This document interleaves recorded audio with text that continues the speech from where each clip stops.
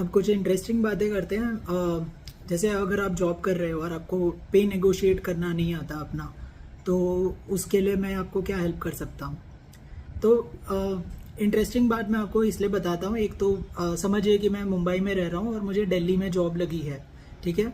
तो वहाँ पे अभी इंटरव्यू वगैरह पूरा सिलेक्शन हो गया है और अब मुझे अपना पेमेंट नेगोशिएट करना है। मैं मुंबई में सपोज कीजिए कि मेरा 10 लाख का पैकेज है और जो कंपनी से मेरी बात हुई है उसमें उन लोग कह रहे हैं कि भाई 30% हम लोग फिक्स्ड पैकेज के ऊपर हाइक देंगे, ठीक है।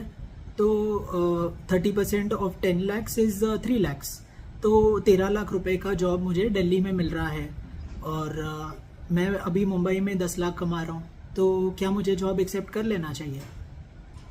नहीं, नहीं एक्सेप्ट करना चाहिए। क्यों? क्योंकि 30 to 35% या 40% तक की हाइक तो मुंबई में भी मिल जाती है। तो मैं दिल्ली क्यों मूव हूँ अगर 30% ही हाइक मिल रही है? तो समझ रहे हो मेरी बात? मुझे अगर 40, अगर मैं सपोज कि मेरे पास अभी जॉब नहीं है, लेकिन मैं आगे तो नेगोशिएट कर सकता हूँ, मुंबई में भी जॉब ढूंढ ही सकता हूँ। 30-40% की हाइक लेना कोई बहुत बड़ी बात नहीं है, मुंबई में मिल रही है। तो मैं अगर दिल्ली मूव हो रहा हूँ तो उसमें मुझे क्या क्या चीज़ों का ध्यान रखना चाहिए?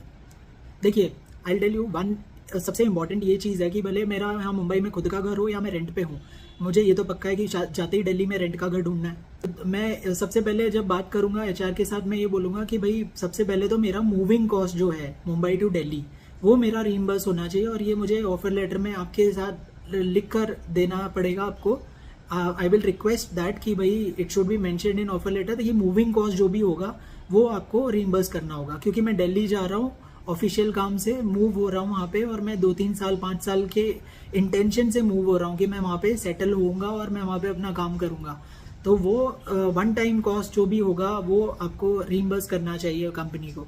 तो वो आपके ऑफर लेटर में या कहीं पर तो एम्प्लॉयमेंट अग्रीमेंट में लिखा होना चाहिए कि भाई ये मूविंग कॉस्ट आपको रीइंबर्स होगा, और वो जितना भी हो, 50,000 हो, 1 लाख हो, वो उसमें लिखा होना चाहिए, ठीक है। वो लिखा होगा ऑफर लेटर में, तभी आपको ऑफर लेटर साइन करना है। अगर वो लिखा हुआ नहीं है या कंपनी ने आपको ईमेल पे नहीं दिया है, तो आपको ये चीज़ें लिखकर मिलेंगी, तभी आपको ऑफर लेटर साइन करना चाहिए। वरना फिर चीज़ें ऐसा होगा कि वो रिटर्न में नहीं है तो फिर वो बाद में डिनाई हो जाएगा। इसलिए you have to be very particular on these things.